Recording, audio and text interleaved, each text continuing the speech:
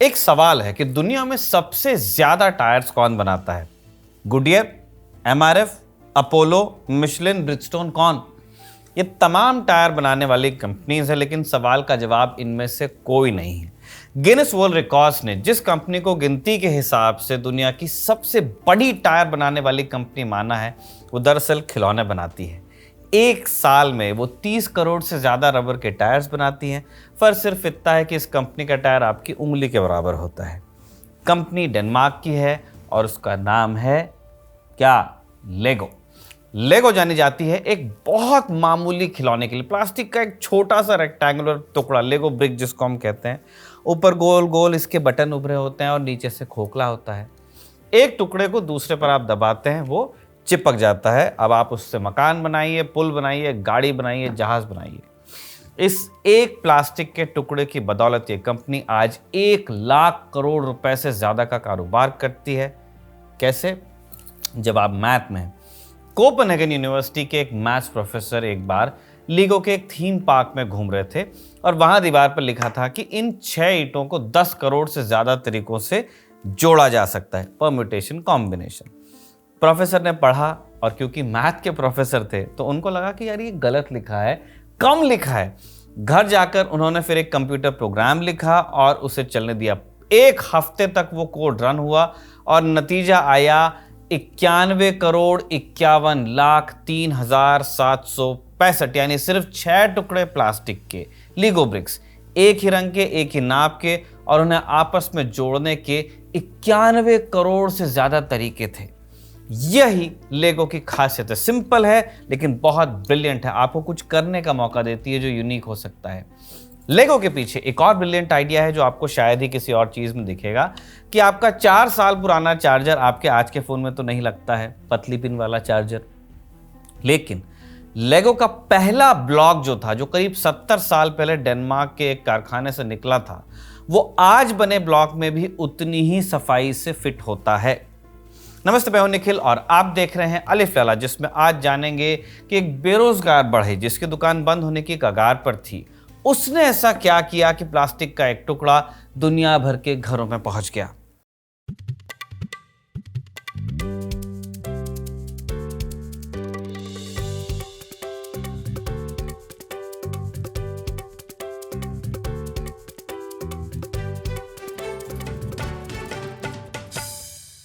कहानी शुरू होती है डेनमार्क से। यूरोप का एक बड़ा छोटा देश है। ओले क्रिस्टियानसन यहां पर एक बढ़ई का काम करते थे। 1929 में दुनिया में मंदी आई, ग्रेट डिप्रेशन था, कारोबार ठप हो गया, डेनमार्क पर भी असर पड़ा। ऐसे में उन्होंने लकड़ी के खिलौने बनाने का काम शुरू किया और ये काम इनका चल निकला। क्रिस्टियानसन ने फिर एक कंपनी बना ली और उसे नाम दिया लेगो। लेगो हमेशा से ब्रिक का नाम नहीं था, वो जो खिलौने बनाने वाली कंपनी थी उसका नाम था लेगो। कहां से आया? डेनिश में एक मुहावरा है, लेग गॉड, यानी अच्छे से खेलो, बच्चे को बोलते हैं। तो इसके पहले 2 अक्षर इन्होंने जोड़े और बनाया लेगो। और इस नाम से जुड़ा कंपनी का एक उसूल है जो आज तक कायम है। किस्सा है कि एक दिन क्रिस्टियानसन के बेटे गॉडफ्रेड ने लकड़ी के बतखों का एक बैच जल्दी तैयार कर दिया। कैसे तैयार किया? खिलौनों पर 3 कोट वार्निश लगना था, बतखों पर 2 ही लगाए, काम जल्दी हो गया और वक्त बचा, पैसा भी बच गया। गॉडफ्रेड को लगा कि भाई पिता खुश होंगे कि मैंने 2 ही कोट में उतना चमका दिया बतखों को। लेकिन जब क्रिस्टियानसन को इस बात का पता लगा, उन्होंने पूरा बैच वापस मंगवाया और बेटे से कहा कि अब रात भर बैठ और हर बतख पर वार्निश का 3रा कोट लगा। काम करने का यह उसूल आज भी डेनमार्क में कंपनी के दफ्तर में लगा हुआ है। लिखा है, only the best is good enough. Second world war के दौरान क्रिस्टियानसन के ऊपर एक बड़ा संकट आया। एक दिन कारखाने में आग लग गई और इसके बाद उन्होंने एक नया कारखाना बनाया जो पहले से बड़ा था और उसे असेंबली लाइन के हिसाब से बनाया गया था। अमेरिका से चला कॉन्सेप्ट अब धीरे धीरे यूरोप पहुंच रहा है। यहां से कंपनी में उस चीज की एंट्री हुई जिसने अल्टीमेटली लेगो के लिए सब कुछ बदला, और वो चीज थी प्लास्टिक। सेकेंड वर्ल्ड वॉर के बाद प्लास्टिक एक रेवोल्यूशनरी कॉन्सेप्ट था। एक ऐसी मशीन आ रही थी जिसमें रंगीन दाने एक तरफ से डालो, वो 200 डिग्री पर पिघलते थे और प्रेशर से सांचे में भर दिए जाते थे, और दूसरी तरफ से बिल्कुल तैयार खिलौना निकल कर आता था। ना इसमें लकड़ी को आपको घिसना है, खराटना है, सुखाना है, न रंगना है, कोई कील आपको नहीं लगानी है। एक आदमी, एक मशीन और एक घंटे में सैकड़ों खिलौने आपके तैयार हो सकते हैं, छोटे पीसेस निकल सकते हैं। क्रिस्टेंसन ने वो मशीन खरीदने का फैसला किया भाई कि तकनीक आगे बढ़ रही तो आगे बढ़ते हैं। डेनमार्क में खिलौने बनाने वाले वो पहले आदमी थे जिन्होंने प्लास्टिक्स का इस्तेमाल किया, और उस जमाने में बहुत महंगी पड़ी उनको टेक्नोलॉजी। जो उनका पिछले साल का मुनाफा था, पूरा मुनाफा, उससे दोगुने से भी ज्यादा पैसा लगा एक मशीन खरीदने में। लेकिन उन्होंने इसे खरीदा और इस मशीन के साथ उन्हें एक और चीज हासिल हुई। एक बार कंपनी का एक आदमी लंदन से एक डिब्बा लेकर आया और डिब्बे में प्लास्टिक की छोटी छोटी रंगीन ईंटें उनको नजर आई। कोई लाल थी, कोई पीली, कोई नीली, कोई हरी। ये ओरिजिनल लेगो ब्रिक्स थी बाय द वे। इनके भी ऊपर ऐसे बटन उभरे हुए थे, नीचे से भी खोखली थी और एक को दूसरे पर दबाएं तो वो स्टिक करती थी। अब ओले कर्क प्लास्टिक के उन ब्लॉक्स को देखकर बहुत प्रभावित हुए, देखते रह गए और उन्हें अपने कोट की जेब में डालकर कारखाने में घूमे और लोगों को दिखाते रहे, कहते रहे कि देखो एक चीज है जो बच्चे को राजमिस्त्री भी बना सकती है, वो अपना मकान खुद बना लेगा। कुछ करने का मौका पहली बार बच्चे को मिल रहा है एक खिलौने में, जिगसॉ पजल जोड़ने के अलावा। असल में वो बॉक्स इंग्लैंड की एक कंपनी का था और उसे बनाने वाले का नाम था हिलरी पेज। पेज छोटे बच्चों के लिए प्लास्टिक के खिलौने बनाते थे, जैसे वो ABCD के अक्षर होते हैं जिनसे बच्चों को पढ़ाते हैं। उन्होंने ही प्लास्टिक के ब्लॉक्स बनाए थे और उन्हें पेटेंट भी करवाया था। अब क्रिस्टियांसन इसी डिजाइन को कॉपी करना चाहते थे क्योंकि उनको संभावना नजर आई, लेकिन पेटेंट की दिक्कत आ गई। शुरुआत में उन्होंने सोचा कि भाड़ में यार पेटेंट, लंदन तक बात जब तक पहुंचेगी तब तक अपन करोड़ों बना लेंगे। लेकिन क्रिस्टियांसन का जो बेटा था गॉडफ्रेड, अपने पिता से ज्यादा सियाना हो चुका था।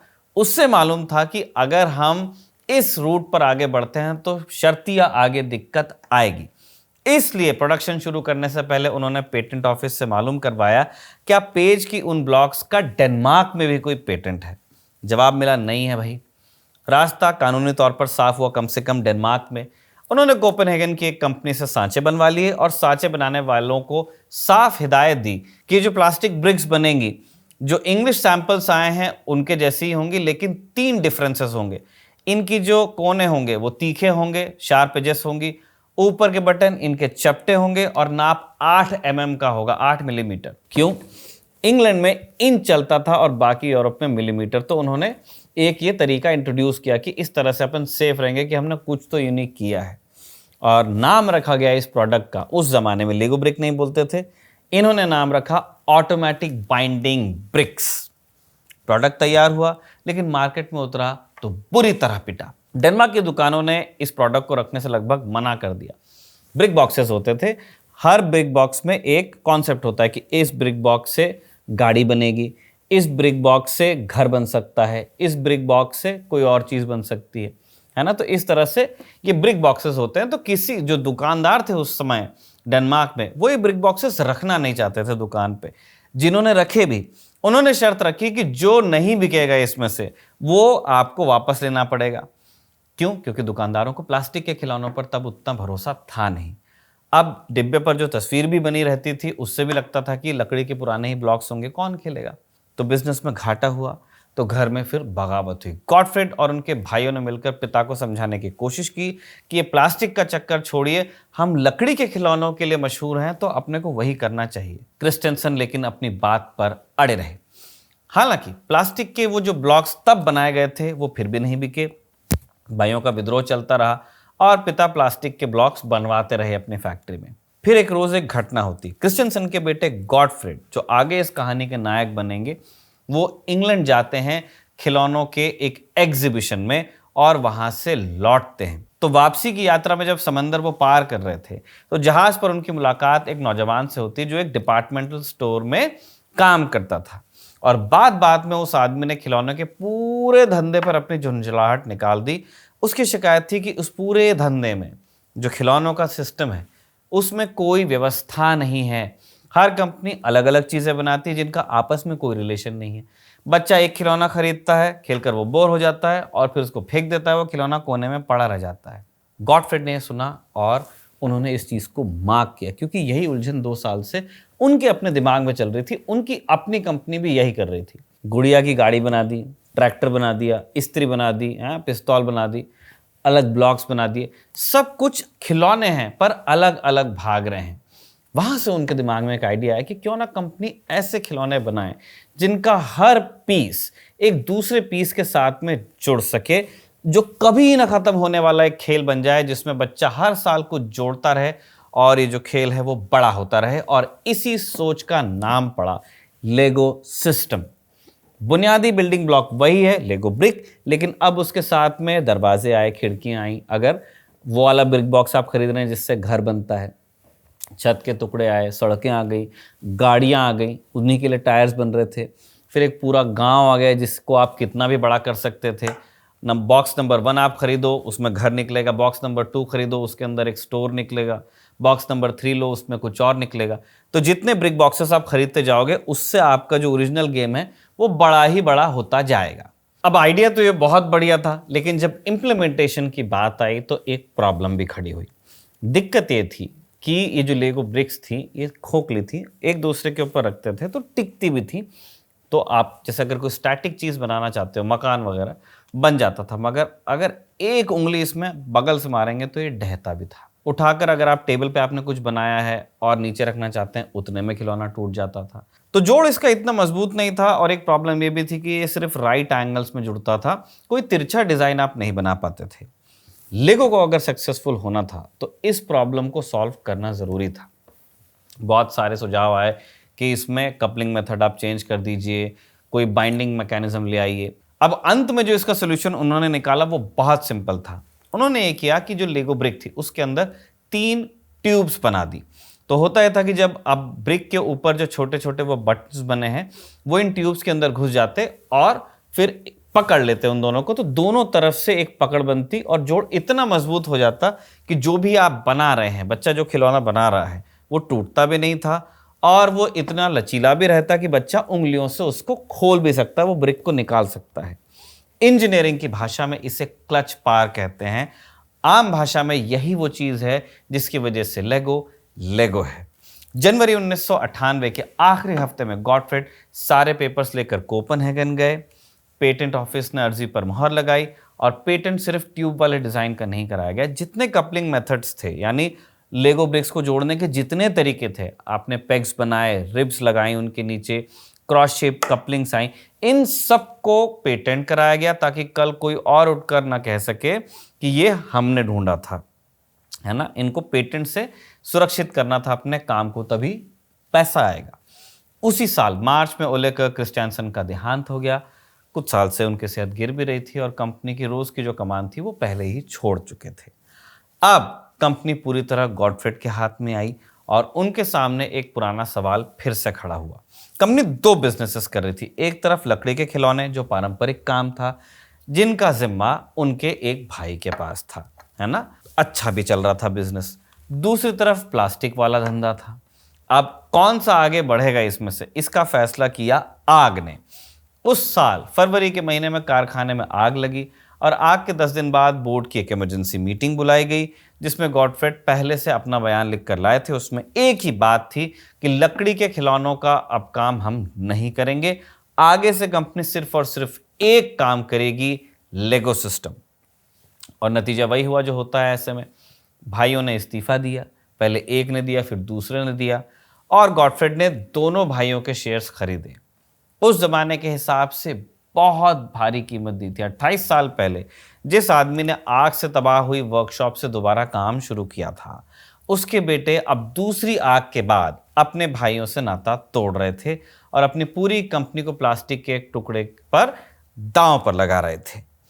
अब सवाल यह था कि इस एक टुकड़े को डेनमार्क से बाहर कैसे निकाला जाएगा, क्योंकि दुनिया के जो सबसे बड़े मार्केट्स थे दूर थे, है ना, इंडिया, यूएस, चाइना, वहां पहले से ही जायंट्स बैठे हुए थे और उनमें से एक जायंट आगे चलकर सीधे लेगो के खिलाफ जंग का ऐलान भी करने वाला था। जब कंपनी की कमान आ गई तो गॉटफ्रेड ने इसके बाद जर्मनी की तरफ देखा। जर्मनी में खिलौने बेचना उस जमाने में कुछ कुछ वैसा ही था जैसे कोई कश्मीर जाकर सेब बेचने की सोचे। बहुत खिलौने बनते हैं जर्मनी में। खिलौनों का धंधा दशकों से जर्मन्स के हाथ में था। वहाँ के कारखाने लकड़ी और टिन के बढ़िया खिलौने बनाते थे और पूरे यूरोप में ये बहुत मशहूर भी थे।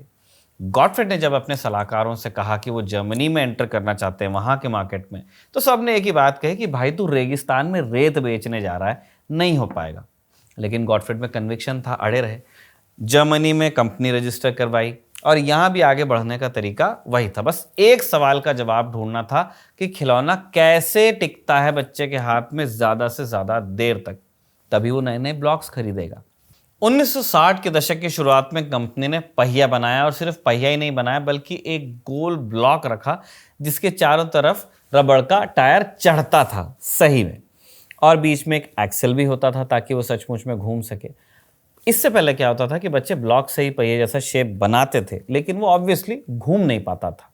घूमने वाले पहिए जब आ गए तो फिर गाड़ियां भी आ गईं, और गाड़ियां आई तो फिर सड़कें भी आ गई। सब लेगो से बन रहा है, और सड़कें आते ही फिर पेट्रोल पंप के लिए स्कोप तैयार हुआ, गराज आया, ट्रैफिक सिग्नल, पुलिस की जीप, सब। आज हालत ये है कि लेगो के लगभग हर दूसरे बॉक्स में कोई ना कोई पहिया होता है, और इसी वजह से गिनीज वर्ल्ड रिकॉर्ड्स की वो अजीब सी घोषणा हमारे सामने थी जिससे हमने इस बात की शुरुआत की थी कि खिलौना बनाने वाली कंपनी गिनती के लिहाज से दुनिया में सबसे ज़्यादा टायर्स बनाती है। तो कंपनी ने आगे बढ़ने के लिए ऐसे छोटे छोटे कई सारे चेंजेस किए। मसलन एक सवाल था कि जो बच्चा 3 साल का है उसकी उंगलियां जो होंगी वो इतने छोटे ब्लॉक्स को हैंडल नहीं कर पाएंगी, और ये भी रिस्क रहेगा कि बच्चा खेलते खेलते ब्लॉक को मुंह में डाल दे। अब ये तो रिस्क हो जाएगा। तो 1967 में फिर बड़े ब्लॉक्स बनाए गए जिनका साइज डबल होता था। लैटिन का शब्द लिया गया डुप्लो, जिसका लिटिल मीनिंग होता है दोगुना। इनको डुप्लो ब्रिक्स कहा गया। सबसे दिलचस्प बात यह थी कि ये जो बड़े ब्लॉक्स थे डुप्लो, छोटे लीगो ब्रिक्स के साथ भी इजीली जुड़ जाते थे। यानी बच्चा 2 साल की उम्र में बड़े ब्लॉक्स खरीदता था डुप्लो, और 5 साल का होते होते जो ट्रेडिशनल लीगो ब्रिक्स हैं उन पर आ जाता, और फिर जो पुराना सामान भी बच्चे ने लिया है उसको फेंकना नहीं पड़ता, नया सामान ऐड होता जा रहा है, जो गॉटफ्रे की थिंकिंग थी। इस एक तरकीब के चलते एक बच्चा 10 साल तक पक्का ग्राहक बनता था लेगो सिस्टम का। लेगो के लिए अगली चुनौती ये थी कि लड़के तो अब इससे बहुत अच्छे से खेल रहे थे, उनको ट्रक बस ये सब बनाने मजा ही आता था, लेकिन लड़कियां उतना प्रभावित हो नहीं रही थी। तो 1969 में कंपनी के एक एनालिस्ट ने इस मामले पर एक लंबा नोट लिखा जो लेगो के हिस्ट्री में सबसे इंपॉर्टेंट डॉक्यूमेंट्स में से एक माना जाता है।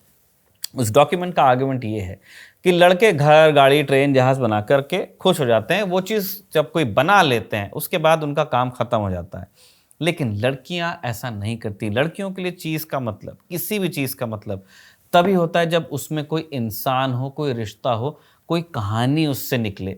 और फिर उसने वो बात लिखी जिसने पूरी कंपनी की दिशा चेंज की। लीगो से जो घर बनते हैं वो बाहर से देखने के लिए बनते हैं, उनकी दीवारें बनती हैं, खिड़कियां लग जाती हैं, दरवाजे होते हैं, लेकिन दरवाजे खुलते नहीं हैं क्योंकि अंदर कुछ है नहीं। अंदर एक एम्प्टी स्पेस है। बच्चा इस घर के बाहर से खेलता है, अंदर वो कभी नहीं जा सकता। इस नोट का निष्कर्ष ये था कि जब तक इस डिब्बे में इंसान नहीं होगा, आधी दुनिया इस खिलौने को कभी नहीं उठाएगी। अब सवाल यह हुआ कि ब्लॉक से आप घर, ट्रेन, बस तो बना सकते हैं, गुड्डे गुड़िया कैसे बनाएंगे? पहली कोशिश 1974 में की गई। पहले पूरा एक परिवार ही बनाया गया, प्लास्टिक की गुड़ियों जैसा। बिका भी है, लेकिन एक बुनियादी गड़बड़ थी कि वो पुतले 10-10 ब्लॉक से भी ऊंचे थे। यानी न वो ट्रेन के डिब्बों में बिठाए जा सकते थे, न लेगो के मकान के जो दरवाजे होते थे उसके अंदर प्लेस किए जा सकते थे। किसी लेगो हाउस के बगल में उसको खड़ा किया जाता तो ऐसा लगता जैसे कोई जायंट है, शहर पर चढ़ाई हो रही है। अगले साल इसीलिए फिर उनको छोटा किया, नाप कम किया गया, 4 ब्लॉक्स जितनी उनकी ऊंचाई आई, लेकिन हाथ पैर तब नहीं हिलते थे, वो एक ठोस पुतले की तरह थे। अंत में 1978 में एक फाइनल डिजाइन तैयार हुआ। 3.5 सेंटीमीटर की नन्ही सी पीली गुड़िया, गोल इसका सिर, 2 काली बिंदियां आंखों के लिए और एक सीधी हंसती हुई लकीर मुंह के लिए। हाथ इसके मूव करते थे, पैर मूव करते थे, और पंजे ऐसे बने थे कि उनमें कोई भी टूल, है ना, तलवार, हथौड़ा, स्टेयरिंग, कुछ भी आप लेगो लगा सकते थे, और इससे नाम दिया गया मिनी फिगर। ठीक इसी साल कंपनी ने 2 और चीजें की। उसने एक लेगो सेट निकाला जिसका नाम था कैसल यानी किला। एक और दूसरा सेट निकाला जिसका नाम था स्पेस यानी अंतरिक्ष। अब आप जोड़कर देखिए क्या हो रहा है। पहले बच्चा ईंटों से एक कोई चीज बनाता था, उसको देखता रहता था। अब उसके हाथ में एक आदमी है ना, एक प्रोटैगनिस्ट आ गया उसकी स्टोरी के लिए, और उस आदमी को वो अब योद्धा भी बना सकता है, अंतरिक्ष यात्री भी बना सकता है, पुलिस वाला बना सकता है, चोर भी बना सकता है। इससे पहले लेगो की सबसे दिलचस्प बात यह थी कि आप कुछ बना सकते थे, कुछ बिल्ड कर सकते थे, लेगो कंस्ट्रक्शन टॉयज उनके इर्द गिर्द। लेकिन अब आप एक कहानी बुन सकते थे क्योंकि इंसान आ गए और खेलते खेलते उसमें, उस कहानी में आप दाखिल भी हो सकते थे। 1979 में कंपनी की कमान तीसरी पीढ़ी के हाथ में, गॉटफ्रेड के बेटे केल्ड के हाथ में। 31 साल के थे केल्ड और उनकी जो यंग टीम आई, उन्होंने आते ही कंपनी की पेस को चेंज किया। 70 के दशक में कंपनी हर साल करीब 145 लेगो ब्रिक बॉक्स बनाती थी। ब्रिक बॉक्स का मतलब क्या हुआ? कोई एक थीम होती है। जैसे आपने बैटमैन का लेगो ब्रिक बॉक्स खरीदा तो उसके अंदर से जोकर निकलेगा, बैट मोबाइल निकलेगी, या वो ब्लॉक्स निकलेंगे जिनसे आप ये बना सकते हो। अगर आप कार्स और ट्रक्स वाला लेगो ब्रिक बॉक्स खरीदोगे तो उसके अंदर से पहिए निकलेंगे, कार की बॉडी निकलेगी। तो एक ब्रिक बॉक्स की एक थीम होती है, अंदर से छोटे छोटे टुकड़े निकलते हैं और उनको जोड़ के बच्चा या बड़ा बच्चा या कोई शौकीन कुछ बना सकता है। तो 145 लेगो ब्रिक बॉक्स का मतलब हुआ 145 थीम्स पर बने लेगो ब्रिक बॉक्स। 1983 आते आते ये तादाद 246 थीम्स तक चली गई। पहले 5 साल में कारोबार 3 गुना हुआ कंपनी का, क्योंकि आप नई नई स्टोरीज इंट्रोड्यूस कर रहे हो। और अगले 15 साल तक ये कंपनी हर 5 साल में अपने आप से 2 गुनी होती चली गई, डबल हो रहा है साइज। यूएस में घुसने के लिए उन्होंने मैकडॉनल्ड से हाथ मिलाया। बच्चों को खाने के बॉक्स के साथ एक छोटा सा पैकेट मुफ्त दिया जाता था, है ना, उसके अंदर से लेगो ब्रिक्स निकलती थी। और 80s में लेगो ने मैकडॉनल्ड्स के लिए करीब 10 करोड़ ऐसे पैकेट्स फ्री दिए। शुरुआत में कंपनी ने खूब डॉलर भी छापे क्योंकि वो प्रोडक्ट बिकने लगा। लेकिन जल्द ही एक प्रॉब्लम सामने आई। हुआ ये कि अमेरिका में लेगो का पेटेंट एक्सपायर कर गया और एक बड़ी अमेरिकन टॉय कंपनी ने बिल्कुल सेम प्रोडक्ट मार्केट में उतारा। फर्क सिर्फ इतना था कि कीमत लेगो से 1/3 थी, मतलब सस्ता उतारा।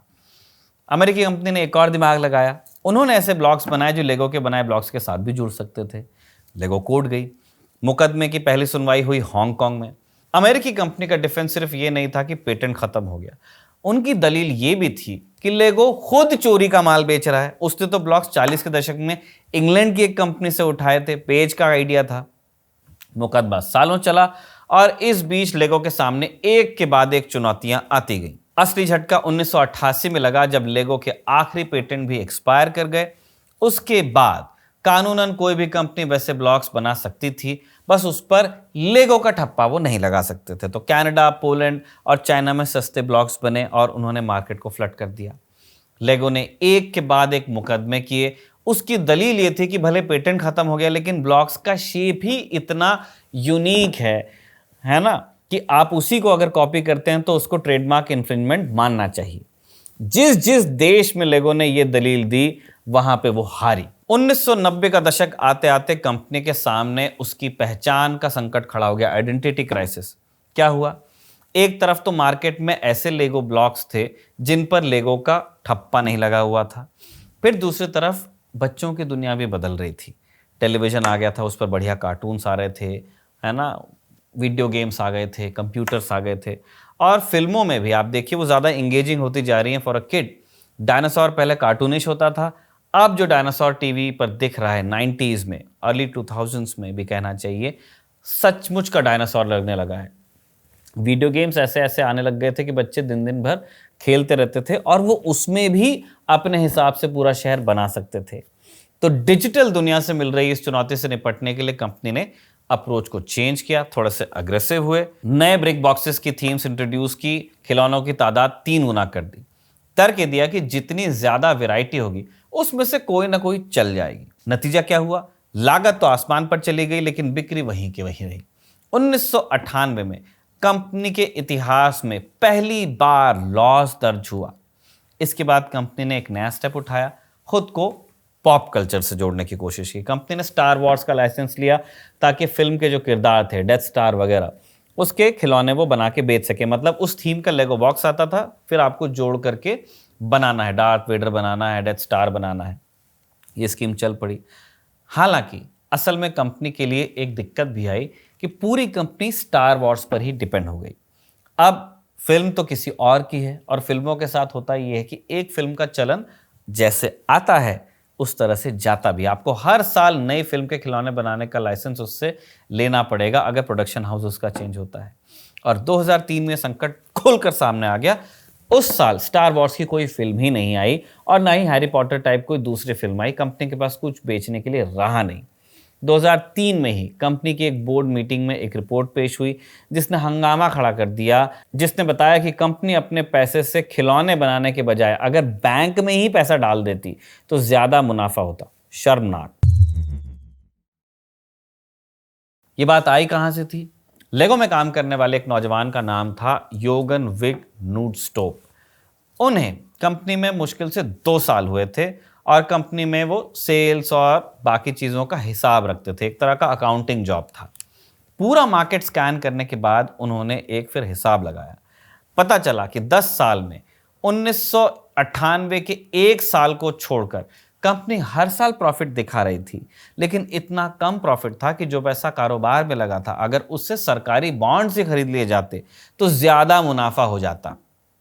नूडस्टॉप ने बोर्ड के लिए एक रिपोर्ट फिर तैयार की जिसमें एक गंभीर चेतावनी लिखी थी कि इस साल बिक्री 30% क्रैश करेगी, कंपनी के पास कैश फ्लो बचेगा नहीं और साल खत्म होते होते वो अपना करीब $800 मिलियन का कर्ज चुकाने की हालत में नहीं रहेगी और अगला साल इससे भी बुरा होगा। अब बोर्ड की बैठक में जब उन्होंने ये बात बताई, कई डायरेक्टर्स जो वहां पे बैठे हुए थे भड़क गए और किसी ने सीरियसली लिया नहीं नूडस्टॉप को। लेकिन नूडस्टॉप रिपोर्ट में जो कुछ लिखा था वो आगे जाकर 100% सही साबित हुआ। 2004 की शुरुआत में कंपनी अपने पूरे माल की जांच कराती है। हर लेगो ब्रिक बॉक्स का अलग अलग हिसाब लगाया जाता है कि इसको बनाने में कितना हमको इन्वेस्ट करना पड़ा और इसके बिकने से कितना प्रॉफिट आ रहा है। एग्जाम्पल के लिए अगर आप बैटमैन थीम का लेगो ब्रिक बॉक्स ले रहे हैं तो इसके अंदर जितने पीसेज हैं इनकी प्रोडक्शन कॉस्ट क्या है और क्या ये बॉक्स इतना बिक रहा है कि लागत निकल रही है। नतीजा ये निकला कि लेगो के 94% ब्रिक बॉक्स घाटे में बिक रहे थे। क्यों? समझना पड़ेगा। लेगो का असली धंधा है ब्लॉक्स बनाना, छोटे छोटे, जिनको जोड़ करके कुछ खेल बनेगा, घर बनेगा, बैटमैन की मोबाइल बनेगी, कुछ भी। उन टुकड़ों को कंपनी कहती है एक एलिमेंट, जिन्हें एक सांचे में प्लास्टिक को ढालकर बनाया जाता है। अब एक साधारण ब्लॉक का सांचा बनवाने में उस वक्त 50 से 80 हजार डॉलर लगते थे और एक सांचे से करीब 6 करोड़ लेगो ब्रिक्स बन जाती थी। ऐसे में ब्लॉक्स बनाने की कीमत बिल्कुल कुछ सेंस या सेंस का भी एक हिस्सा वहां तक पहुंच जाती थी। एकदम बहुत ही, जिसको आप कह लीजिए कि ना के बराबर लागत में नॉर्मल लेगो ब्रिक्स बन रही थी। अब ये जो कॉमन ब्लॉक्स थे हर टाइप के खिलौने में जाते थे, शहर वाले बॉक्स में भी जाते थे, कासल वाले ब्लॉक में भी जाते थे बॉक्स में, और स्पेस वाला बॉक्स खरीदते हैं आप, उसमें भी जो बेसिक लेगो ब्रिक है वो तो आती है। अब मान लीजिए कि एक डिजाइनर ने एक स्पेशल टुकड़ा बनाया है ना, किसी एक खास किरदार का, जैसे बैटमैन का मास्क। अब ये जा रहा है एक ही थीम के बॉक्स में, लेकिन उसका सांचा बनाने के लिए तो उतना ही पैसा लगेगा। कितने बना लोगे आप? ज्यादा से ज्यादा 50,000 मास्क। तो इस मामले में हर ब्लॉक की लागत $1 तक पहुंच जा रही है। यानी स्पेशल ब्लॉक्स बनाने में कंपनी की लागत ज्यादा आती है, जबकि कॉमन ब्लॉक्स बनाने में कंपनी को कुछ भी लगभग खर्च नहीं करना पड़ता है, बस प्लास्टिक की लागत है। 1990 से पहले तक कंपनी कॉमन ब्लॉक्स का ज्यादा इस्तेमाल करती थी, लेकिन फिर 90s में डिजाइनर से कहा गया कि आप थोड़ा सा नया कुछ सोचो, हैं, खुलकर सोचो। इस चक्कर में कॉमन ब्लॉक्स के अलावा स्पेशल ब्लॉक्स बहुत बनने लगे और पहले जो कंपनी 6000 अलग अलग टाइप के लेगो ब्रिक्स बनाती थी, अलग अलग ब्लॉक बनाती थी, इनकी गिनती बढ़कर 14,200 हो गई। 14,200 तरह के सांचे बनाने पड़ रहे हैं।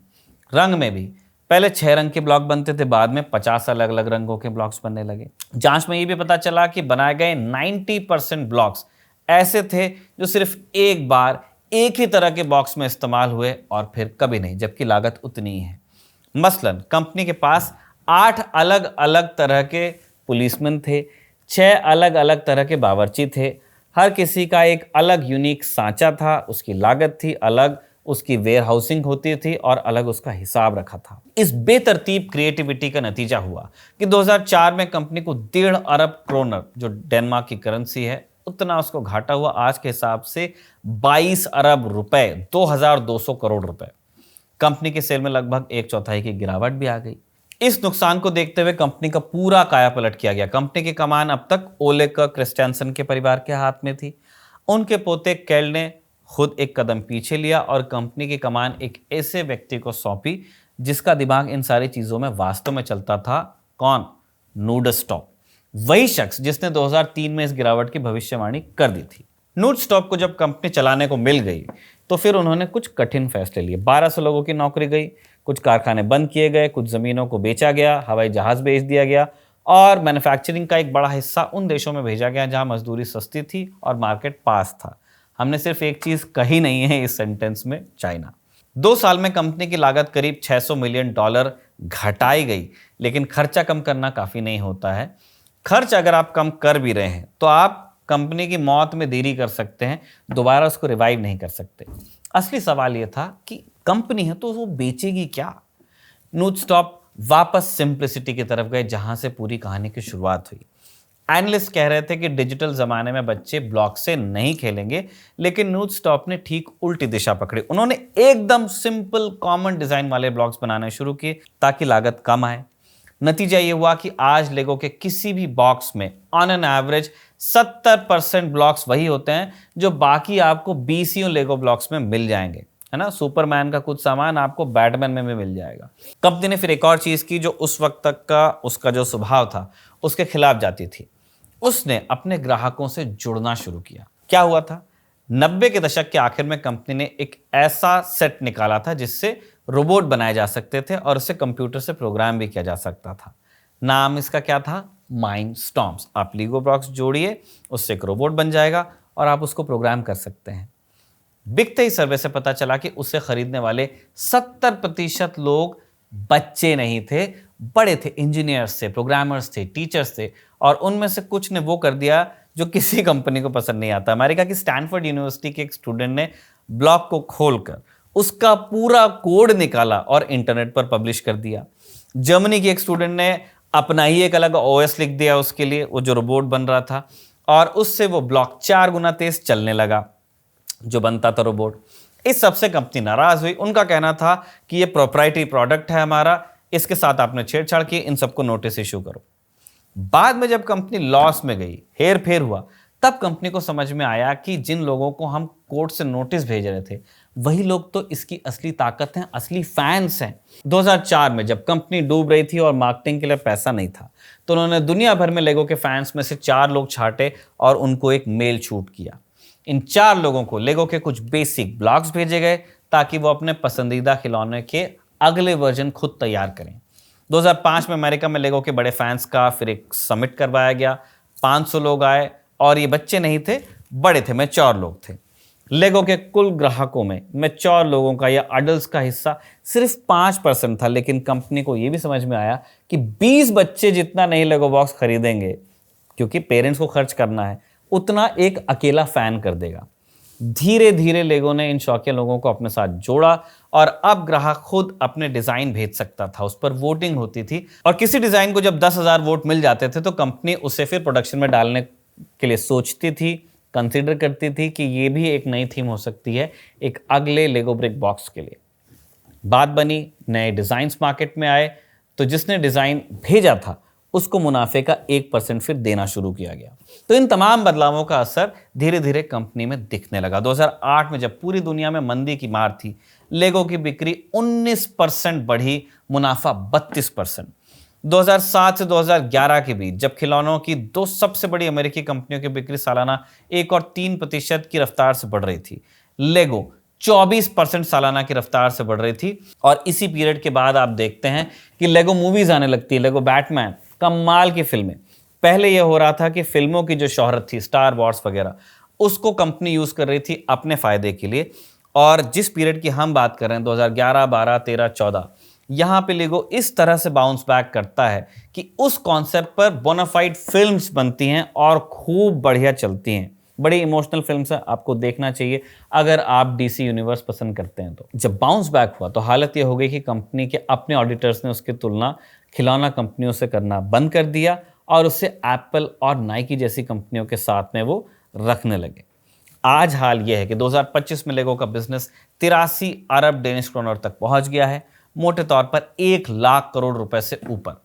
खिलौनों का पूरा बाजार जब 7% की रफ्तार से बढ़ रहा है, लेगो की सेल 16% की रफ्तार से बढ़ी, यानी वो अपने पूरे बाजार से दोगुने से भी ज्यादा स्पीड से आगे बढ़ रही है। और ये सब हुआ है एक सिंपल चीज से, प्लास्टिक का एक छोटा सा टुकड़ा जो अपने आप में कोई खिलौना नहीं है, लेकिन मिलकर सैकड़ों खिलौनों की वो शक्ल ले सकता है। एक सिंपल सी लेगो ब्रिक जिसकी बनावट में निहायत सफाई होती है, इतनी कि लेगो के 2 ब्लॉक्स के बीच, 2 ब्रिक्स के बीच मिलीमीटर के 2000वें हिस्से जितना अंतर होता है बस। और यही इस खिलौने की खासियत है। इसके चलते आज से करीब 70 साल पहले डेनमार्क के एक कारखाने से जो ब्लॉक निकला था, वो आज बने ब्लॉक्स पर उसी सफाई से फिट होता है। फोन्स बदलते हैं, चार्जर बदलते हैं, कंपनीज बिक जाती हैं, लेकिन दादा का खिलौना पोते के खिलौने में फिट हो सकता है। और यही बात लेगो को एक अलहदा पहचान देती है। अलिफ लैला के इस एपिसोड को कमल ने लिखा था और आनंद ने रिकॉर्ड किया था। आप देखते रहिए खबरगांव।